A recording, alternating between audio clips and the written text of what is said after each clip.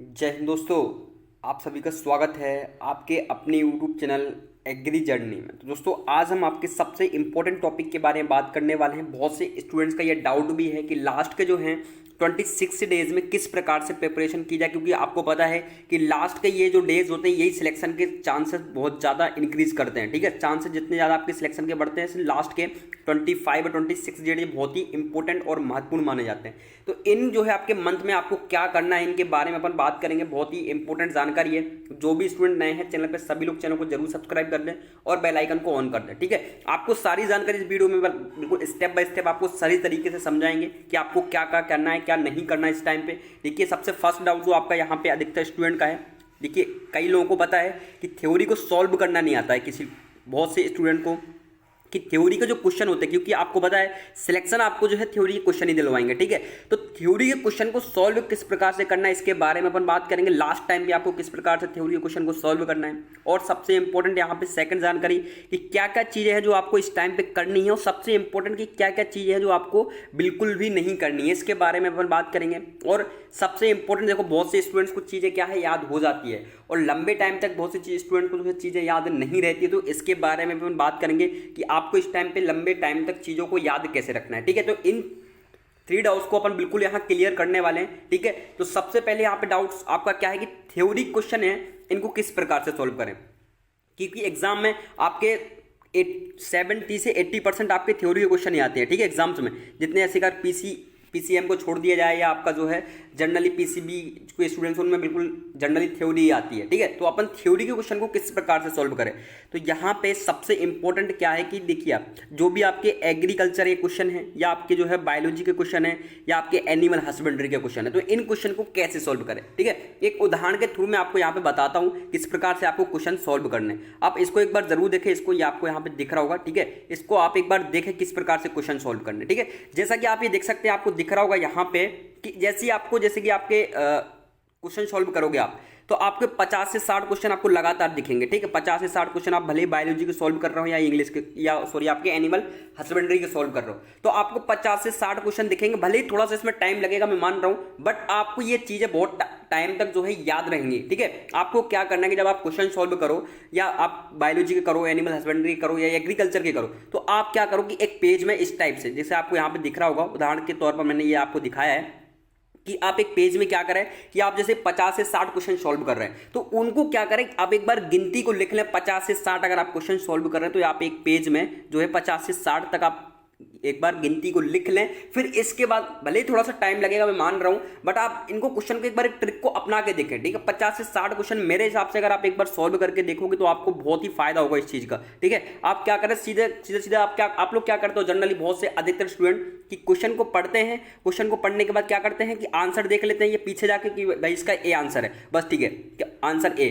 भाई वो चीजें आपको लंबे टाइम तक याद नहीं रहेंगी। आप 3 से 4 क्वेश्चन, बहुत से मैंने स्टूडेंट्स को देखा यही क्वेश्चन सॉल्व करते, भाई ये हो गया, सारे क्वेश्चन सॉल्व हो गए, जबकि अब उनसे 2 से 3 दिन बाद आप कुछ भी पूछोगे उनको पता नहीं होगा उस क्वेश्चन में क्या था, उसका आंसर क्या था। ठीक है, लेकिन आप अगर इस पैटर्न से अगर क्वेश्चन को सॉल्व करोगे तो श्योर 100% मैं आपसे बोलता हूं कि आपको क्वेश्चन के साथ साथ और भी 10 चीजें याद हो जाएंगी। ठीक है, क्वेश्चन आप सॉल्व करोगे एग्रीकल्चर के, बायोलॉजी के या आप एनिमल हस्बेंड्री के, तो आपको एक से जो है जितने भी आप क्वेश्चन सॉल्व कर रहे हो उतना आपको यहाँ पे गिनती लिखनी है। जितने भी आप क्वेश्चन सॉल्व कर रहे हो आपको गिनती लिखनी है। और सबसे इंपॉर्टेंट क्या है कि अगर आप जैसे कि ऑप्शन दिए रहते हैं, ऑप्शन 4 ऑप्शन दिए रहते हैं, ए रहता है, बी रहता है, ऑप्शन इस प्रकार से आपके लोगों के जो है ऑप्शन दिए रहते हैं। ठीक है, तो आप लोगों को क्या करना है कि ऑप्शन में इस प्रकार से आपको ऑप्शन दिए रहते हैं, तो आपको जो सही लगे उसमें आपको जो आपने गिनती लिखी हुई है उसमें जो भी आपको उसमें दिख रहा है, मतलब जो भी आपको लग रहा है आंसर, उसमें आप ए लगा सकते हो, बी लगा सकते हो, आपको इस प्रकार से दिख रहा होगा। जो भी गलत है, जो भी आंसर गलत है उसमें आप जैसे कि ये बी है, इसको आप क्या सही करना है, तो आप यहाँ पे इसको गलत का क्रॉस कर सकते हो। भाई ये एक क्वेश्चन मेरा गलत हो गया, तो आपको टोटल पता लगेगा कि एनालिसिस कर सकते हो आपकी मैंने 50 से 60 क्वेश्चन सॉल्व किए हैं बिना आंसर देखे। ठीक है, 50 से 60 क्वेश्चन मैंने सॉल्व किए हैं, इसमें से कितने क्वेश्चन सही है मेरे, कितने गलत हैं, और गलत अधिकतर कैसे हैं, किस प्रकार के क्वेश्चन गलत है उनको एनालिसिस करें। भाई जैसे कि ये क्वेश्चन गलत हो गया, ये गलत हो गया, अब ये क्वेश्चन गलत क्यों हुए, ये जो क्वेश्चन है मेरे गलत क्यों हुए, कहां मेरी थ्योरी कमजोर है, इनको अपन को दोबारा से सही करना है। ये मतलब ये गलत क्यों हुआ क्वेश्चन। ठीक है, इनको दोबारा से देखा कि भाई मेरी कहां गलती थी, ये सबसे इंपॉर्टेंट है अपना खुद का एनालिसिस करने का। आप एक बार करके देखिए, सभी लोगों से मेरी रिक्वेस्ट है आप इन क्वेश्चन को एक बार इस प्रकार से लगा के देखा, भले जितने भी आपकी थ्योरी आपके बायोलॉजी के हो, बायोलॉजी क्वेश्चन हो, एग्रीकल्चर के क्वेश्चन हो, है ना, आप एक बार इनको लगा के देखें इन क्वेश्चन को। ये अप्लाई सिर्फ आप बायोलॉजी, एग्रीकल्चर या जो एनिमल हस्बेंड्री के स्टूडेंट्स हैं, जितने भी थ्योरी वाले क्वेश्चन हैं उनको आप लोग यहाँ पे प्रकार से जो है सॉल्व कर सकते हैं इस पैटर्न से। ये बहुत ही इंपॉर्टेंट है। आप यह चीज जो है आपकी लास्ट टाइम पे बहुत ही कारगर साबित होगी। आप इस प्रकार से जो है क्वेश्चन को सॉल्व करके मतलब आपको सारी पूरी जितना भी आपका थ्योरी, आपकी थ्योरी भी क्लियर हो जाएगी और आपको किसी भी प्रकार कोई डाउट नहीं रहेगा, क्योंकि आपके जो डाउट रहेंगे वो आप क्वेश्चन का एनालिसिस करके बिल्कुल क्लियर कर लोगे। तो ये इस प्रकार से आपको जो है थ्योरी के क्वेश्चन को यहाँ पे सॉल्व करना है। तो मेरे को लगता है कि शायद आपका यहाँ पे ये डाउट क्लियर हो गया कि आपको थ्योरी के क्वेश्चन किस प्रकार से जो है यहाँ पे सॉल्व करने हैं। ये आप बहुत ही जो है महत्वपूर्ण चीज मैंने आपको बताई है, आप एक बार करके जरूर देखें, ठीक है। अब यहाँ पे एग्जाम के टाइम पे सबसे इंपॉर्टेंट है क्या क्या क्या चीजें जो आपको यहाँ पे नहीं करनी है। सबसे पहले यहाँ पे अपन बात करेंगे कि क्या क्या चीजें हैं जो आपको यहाँ पे नहीं करनी है। तो ये आपको यहाँ पे दिख रहा होगा कि क्या क्या चीज आपको यहाँ पे नहीं। सबसे इंपॉर्टेंट क्या है कि इस टाइम पे आपको जो भी स्टूडेंट्स हैं, जैसे कि सभी स्टूडेंट्स, अभी भी मेरे को पता है कि बहुत से स्टूडेंट्स अभी क्या करना है कि अभी लेटेस्ट ही मेरे से कई लोग बोल रहे हैं कि सर MPPAT का सिलेबस सेंड कर दीजिए, ठीक है। अब स्टूडेंट्स को ये पता नहीं है कि अब एग्जाम में कितने दिन बचे हैं। सिर्फ आपके जो है 20 से 25 दिन टोटल अगर मान के चला जाए ऑन एवरेज, तो 20 से 25 दिन यहाँ पे आपके टोटल एग्जाम के बचे हुए हैं। और अभी भी स्टूडेंट्स क्या बोल रहे हैं, सर MPPAT का सिलेबस बता दीजिए, क्या सिलेबस है। तो ये स्टूडेंट्स का यहाँ पे है। तो इसलिए मैं आपको यहाँ पे बोल रहा हूँ सभी लोगों से कि जिनका भी यहाँ पे सिलेबस कंप्लीट नहीं हुआ है तो बिल्कुल भी वो नई चीज़ों पे बिल्कुल भी ध्यान ना दें। सबसे इंपॉर्टेंट कि वो नई चीज़ें देखें। अधिकतर स्टूडेंट्स क्या करते हैं कि एग्जाम के टाइम पे उनका मन नहीं लग रहा होता तो वो क्या करते हैं, नई नई चीज़ें देखते हैं, नई नई चीज़ें जो कभी एग्जाम में नहीं आई है, बाई चांस एक दो क्वेश्चन उनसे आए हुए नई चीज़ों से, तो वो उन चीज़ों को देखेंगे। और जो आपका सिलेबस पूरा पड़ा हुआ है जिससे अधिकतर क्वेश्चन आने हैं उस पर फोकस बिल्कुल भी नहीं करेंगे।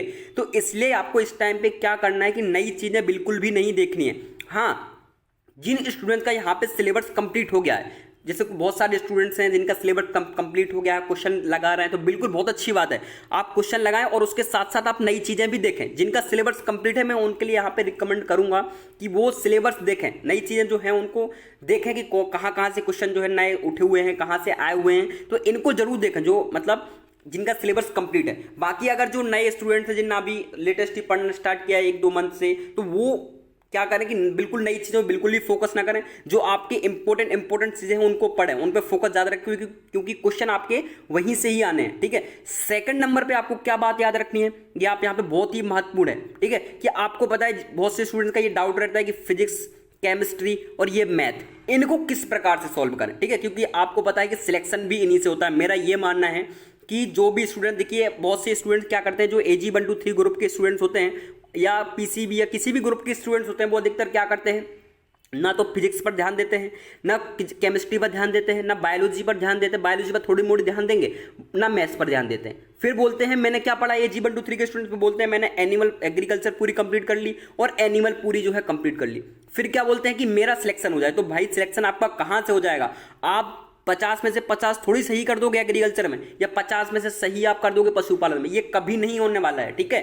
तो आप मुश्किल से बहुत से स्टूडेंट क्या कर पाते हैं, 30 ही सही कर पाते हैं। बहुत से स्टूडेंट ऐसे होते हैं 30-35 क्वेश्चन नहीं सही कर पाते हैं, तो वो उनका रेशो वहां पे कम हो जाता है। इसलिए आपको जो AG 1 to 3 ग्रुप के स्टूडेंट्स या किसी भी ग्रुप के स्टूडेंट्स हैं, वो यहाँ पे खास तौर से फिजिक्स, केमिस्ट्री और मैथ्स इनको जरूर पढ़ें, क्योंकि इनके बिना सिलेक्शन नहीं होने वाला, ये सभी को पता है, आप लोग भी जानते हो, ठीक है।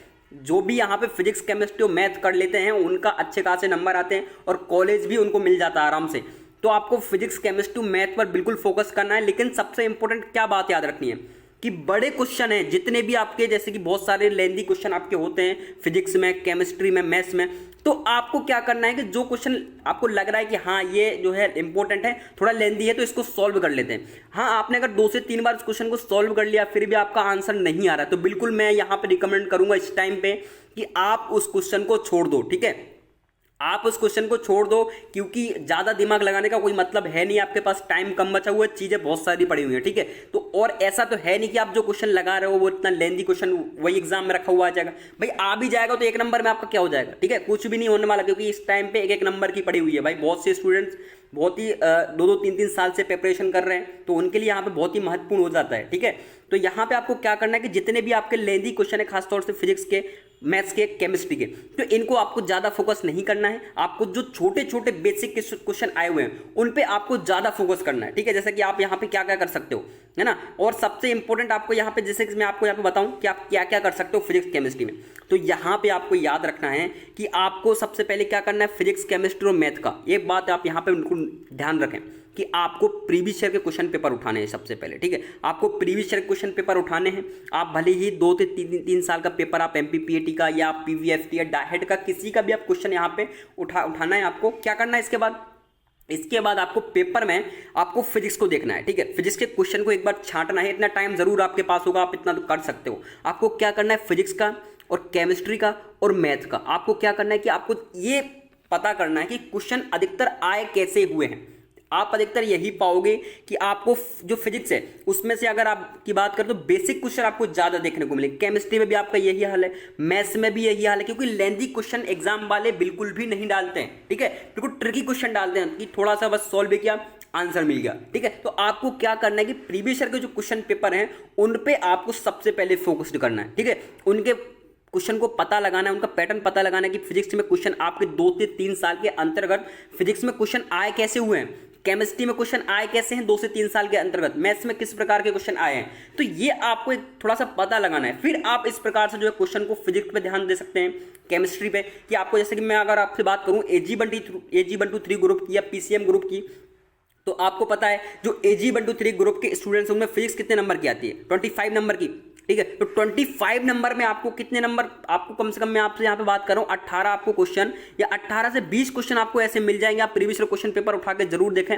सभी से एक बार रिक्वेस्ट कर रहा हूँ, आप इतना करके जरूर देखें। ठीक है, कि आप प्रीवियस के क्वेश्चन पेपर उठा के इस चीज को जरूर एनालिसिस करें भाई। जो भी स्टूडेंट्स यहाँ पे मेरी बात सुन रहे हो या मेरे को थोड़ा सा मतलब समझ रहे हो कि हाँ सर क्या बोल रहे हैं, तो यहाँ पे आपको जरूर जो है 25 जो आपके फिजिक्स के क्वेश्चन आते हैं उसमें से आप 2 से 3 साल के यहाँ पे पेपर आपको जरूर देखने कि 18 से 20 क्वेश्चन आपको ऐसे बेसिक क्वेश्चन मिलेंगे कि आपको SI यूनिट के बहुत सारे क्वेश्चन मिल जाएंगे। ठीक है, बेसिक क्वेश्चन थ्योरी के, जैसे कि आप लाइट वाले क्वेश्चन टॉपिक में जाओ ना तो आपको क्या देखने को मिलेगा, दूरदृष्टि, निकट दृष्टि, इनसे क्वेश्चन आए, वो बहुत ही बेसिक क्वेश्चन है ना। और बिल्कुल मतलब SI यूनिट वगैरह से क्वेश्चन पूछे हुए हैं। ये बिल्कुल बहुत ही बेसिक चीजें होती हैं भाई। SI यूनिट किसी का मात्रक वगैरह, ये बहुत ही बेसिक क्वेश्चन आए हुए, अधिकतर यही मिलेंगे। और थोड़ा सा अगर हम क्वेश्चन की अगर सॉल्व करने की आपसे बात करें तो सिर्फ आपका पता है बहुत सारे फिजिक्स में ऐसे क्वेश्चन होते हैं कि आपको सिर्फ एक छोटा सा फॉर्मूला रखना होता है और क्या आपका आंसर तुरंत आ जाता है। बहुत सारे क्वेश्चन इसी प्रकार से आते हैं, बिल्कुल छोटे छोटे क्वेश्चन आते हैं। जैसे कि आप लाइट वगैरह में चले आओ, इलेक्ट्रिसिटी वगैरह के क्वेश्चन देख लो, हीट वगैरह के देख लो, तो आपको इसी प्रकार के क्वेश्चन देखने को मिलेंगे। बिल्कुल छोटे क्वेश्चन, मतलब आप थोड़ा सा फॉर्मूला अगर आपको याद है तो बस आप बिल्कुल क्वेश्चन को जो यहाँ पे सॉल्व कर दोगे। तो इस प्रकार के क्वेश्चन देखने को मिलते हैं।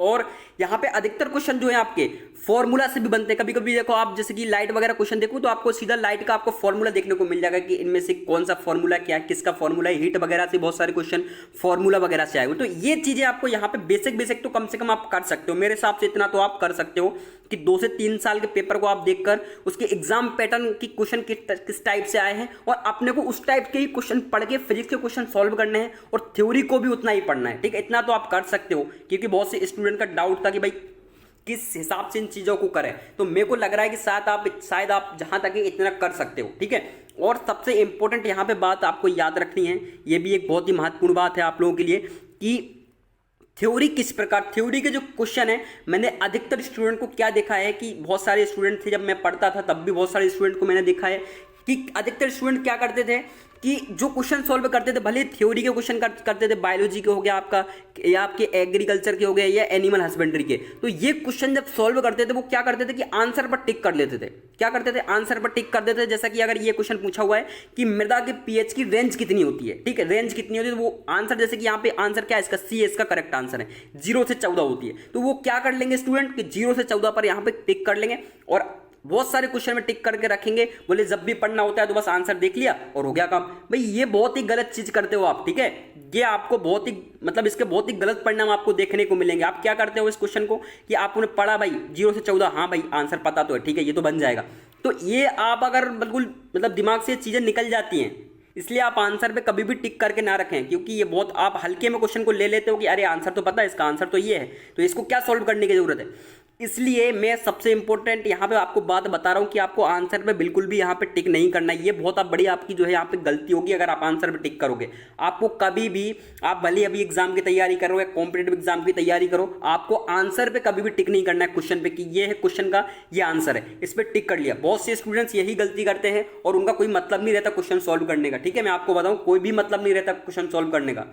इसलिए मैं आपको वो पैटर्न मैंने आपको बताया कि आपको क्वेश्चन किस प्रकार से सॉल्व करने हैं कि एक पेज में आपको नंबर लिखना है और क्वेश्चन में आपको लिखते जाना है कि ए इसका आंसर है, बी इसका आंसर है, सी इसका आंसर है। आपको इस प्रकार से जो है क्वेश्चन को सॉल्व करना है, बाकी नहीं तो आपको कोई मतलब नहीं निकला क्वेश्चन सॉल्व करने का। ठीक है, इसलिए मैंने आपको यहाँ पे ये चीजें बताई क्या क्या चीज आपको नहीं करनी है। ठीक है, और इस टाइम पे सबसे इंपॉर्टेंट जो सभी को पता है कि क्या करना है, कि नेगेटिव लोगों से बिल्कुल दूर रहना है भाई। नेगेटिव लोगों से इस टाइम पे बिल्कुल आपको जो है 10 फीट की दूरी बना के रखनी है। इस टाइम पे जो नेगेटिव लोग हैं, जैसे कि बहुत सारे स्टूडेंट्स मिलते हैं, मेरे को भी मिले थे अपने टाइम पे, कि वो क्या बोलते थे कि अरे एमपीपीएटी तो बहुत टफ है यार, किसी से नहीं निकलेगी एमपीपीएटी, क्या 28 दिन में क्या होगा, कुछ भी नहीं होगा। 26 दिन में एमपीपीएटी निकलती है क्या? लोग 2-2 3-3 साल से तैयारी कर रहे हैं, लास्ट 26 दिन में क्या एमपीपीएटी निकलेगी? ऐसे स्टूडेंट्स आपको मैं बता रहा हूँ इतने सारे मिलेंगे, इतने सारे स्टूडेंट्स मिलेंगे ऐसे नेगेटिव ऊर्जा को फैलाने वाले, कि वो बोलेंगे बिल्कुल आपको डिमोटिवेट कर देंगे। आप अगर उनके पास 1 घंटे बैठ जाओगे उन स्टूडेंट्स के पास तो आपको बिल्कुल ऐसा डीमोटिवेट कर देंगे कि आप एग्जाम के लायक हुई नहीं, एमपीपीएटी के लायक आप बने ही नहीं थे, आप सीधा बीए करने लगोगे। ठीक है, तो ये ऐसे स्टूडेंट्स आपको मिलेंगे। तो सबसे इंपॉर्टेंट आपको क्या रहना है कि ऐसे लोगों से बिल्कुल 100 फीट की दूरी बना के रखनी है। ऐसे स्टूडेंट से उनसे मिलना भी नहीं है इस टाइम पे, जब तक आपका एमपीपीएटी का एग्जाम नहीं हो जाता। ऐसे लोगों से बिल्कुल दूर रहें, नेगेटिव लोगों से खासतौर से, उनसे बिल्कुल भी कोई मतलब नहीं रखना है।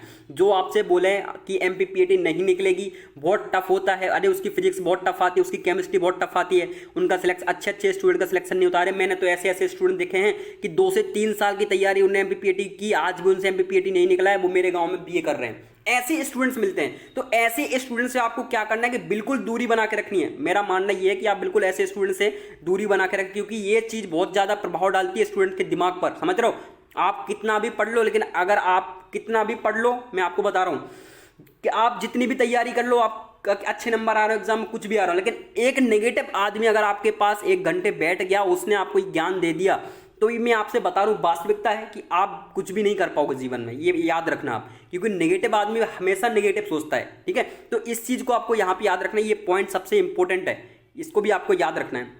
अब क्या है भाई, अब सबसे इंपॉर्टेंट यहाँ पे बात करेंगे आपको करना क्या क्या है इस टाइम पे। ठीक है, ये बहुत ही इंपॉर्टेंट जानना हो जाता है कि इस टाइम पे आपको करना क्या क्या है। ठीक है, तो ये आप यहाँ पे देख सकते हो कि आपको क्या क्या करना है। देखो बहुत से स्टूडेंट्स परेशान थे, इसलिए मैंने इस वीडियो को बनाना पड़ा।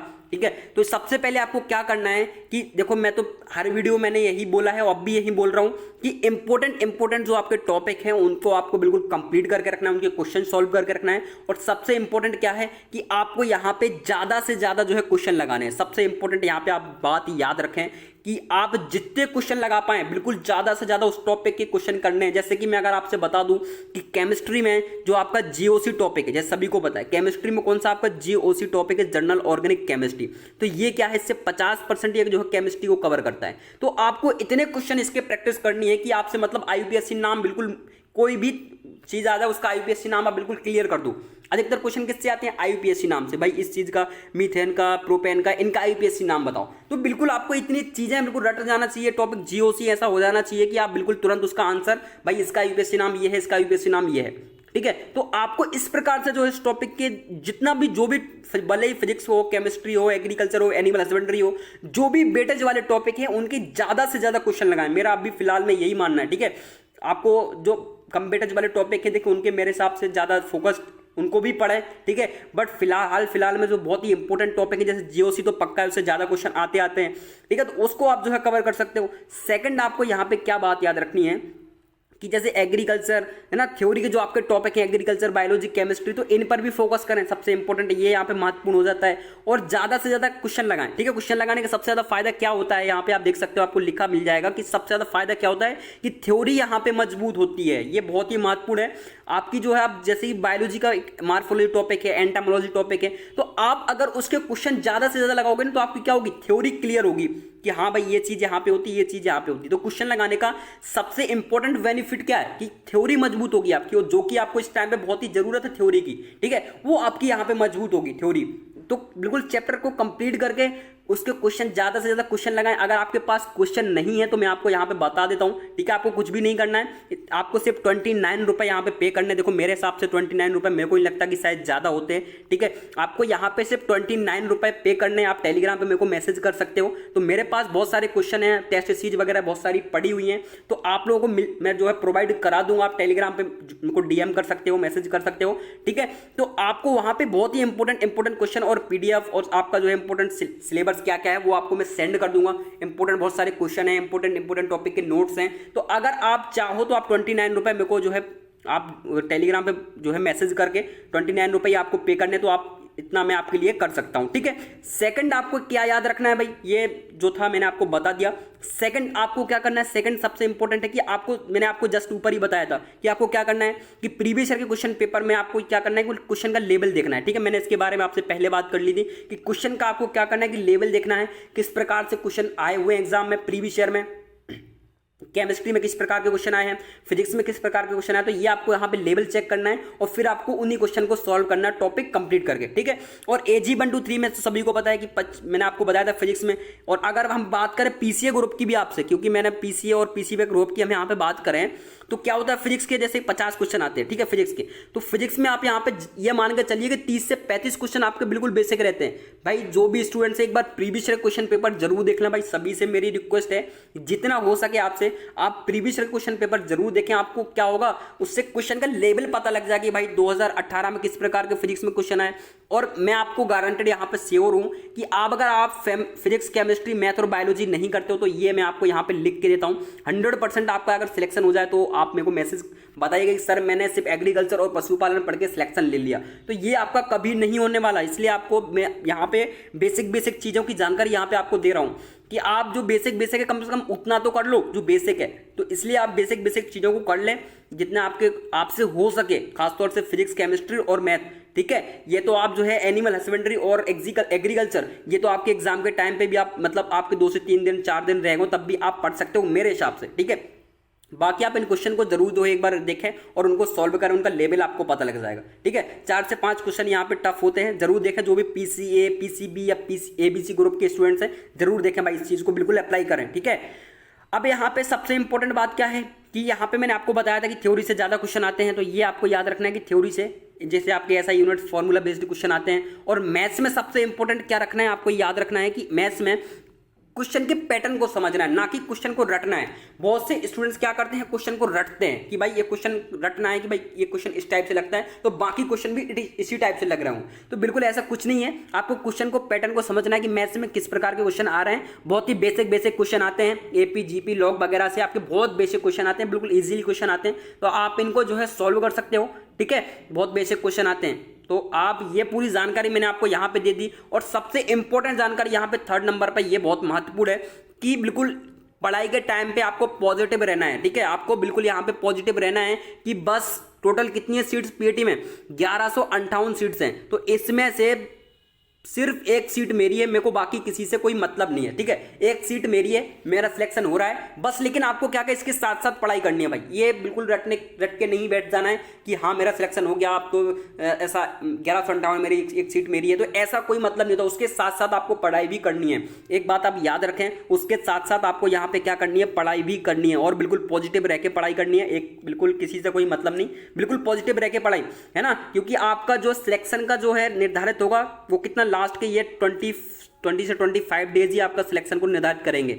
ये आप याद रखिएगा। आप जो भी स्टूडेंट्स या 20 से 25 दिन मैं आप गारंटेड दे रहा हूं आपको यहाँ पे कि जो भी स्टूडेंट साल भर पढ़ता रहा उसमें कुछ भी पढ़ाओ, अगर मैं यहाँ पे बोलता हूँ 20 से 25 दिन वो यहाँ पे पढ़ना छोड़ देना तो वो उसका सिलेक्शन नहीं होगा। जो 20 से 25 दिन यहाँ पे पढ़ लेगा, मैं वहाँ से लिख के देता हूँ, उसको कहीं ना कहीं कॉलेज लास्ट में मिल जरूर जाएगा, ठीक है।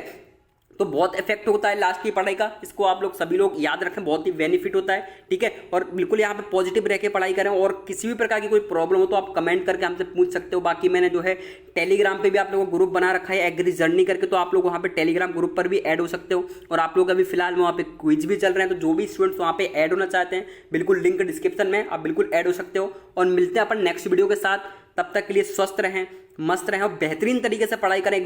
देखो बिल्कुल है ना, जो पढ़ने वाले स्टूडेंट्स होते हैं उनको पता है किस प्रकार से पढ़ाई करनी होती है, और जो पढ़ने वाले नहीं होते उनको वो कुछ भी पढ़ते रहते हैं और सिलेक्शन भी नहीं होता। इसलिए थोड़ा दिमाग लगाकर और स्मार्ट स्टडी करो, तो मेरे हिसाब से बहुत ही बेनिफिट होगा आप लोगों के लिए। तो ये जो इंपॉर्टेंट बातें थी, बिल्कुल आपको इनको याद रखना है। और अपन मिलते हैं नेक्स्ट वीडियो के साथ। जय हिंद, जय भारत, ये जरूर आपको यहाँ पे अप्लाई करना है, ठीक है। सभी लोग क्वेश्चन इसको जरूर एक बार सॉल्व करें। इस प्रकार से अपन मिलते हैं नेक्स्ट वीडियो के साथ। जय हिंद, जय भारत, वंदे मातरम।